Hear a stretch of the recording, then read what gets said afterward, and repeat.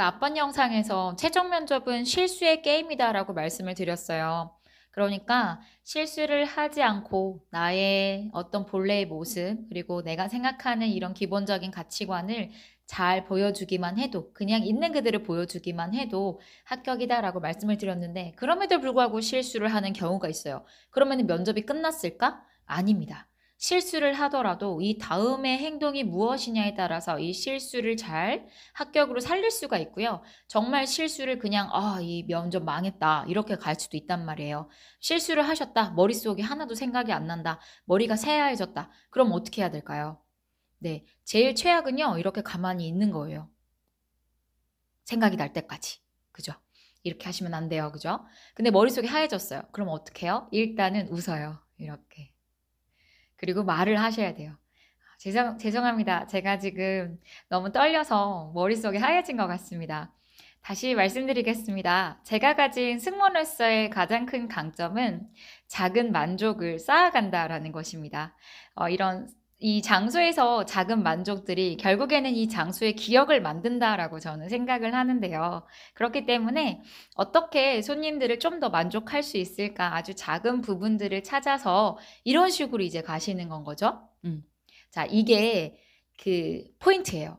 하얘졌다고 해서 끝난 게 아니라는 거 꼭 기억하시고 실수를 했다고 해서 끝난 게 아닙니다. 어떻게 해야 돼요? 이렇게 웃어주시는 것이 포인트이고요.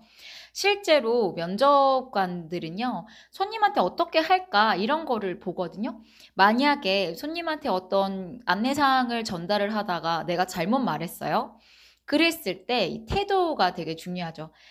손님, 제가 잠깐 착각을 한 것 같습니다. 제가 한 번만 더 명확하게 알아보고 다시 곧바로 와서 알려드리도록 하겠습니다. 잠깐만 기다려 주시겠어요? 죄송해요. 잠시만요. 이러면서 이제 간단 말이에요. 그쵸?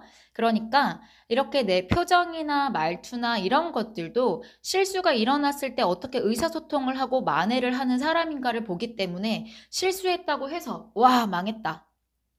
큰일 났네. 이렇게 생각을 하고 이제 빨리 나가버리고 싶다. 막 이렇게 생각하지 마시고 끝까지 집중하시고 끝까지 이거를 살려보려고 노력을 해주셔야 돼요. 어떻게 해야 돼요? 최종까지 이렇게 다시 정신을 갖고 오시고 다시 집중력을 갖고 오는 것이 포인트입니다.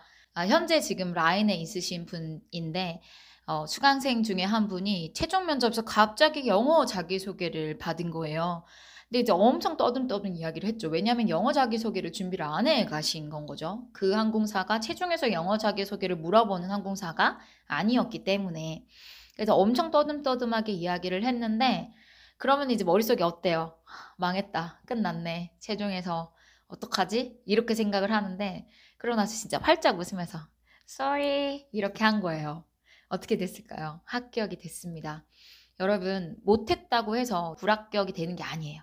그 다음에 어떻게 태도를 취하느냐에 따라서 달라지거든요. 그러니까 여러분들이 이제 관계 속에서 나는 좋은 감정을 나누고 이런 것들도 다 무마시킬 수 있는 그런 애티튜드를 보여주는 것도 실수를 했을 때 내가 해야 되는 방법 중에 하나입니다. 이거 기억하시면서 면접도 준비하시면 좋을 것 같아요. 네. 응원하겠습니다. 화이팅!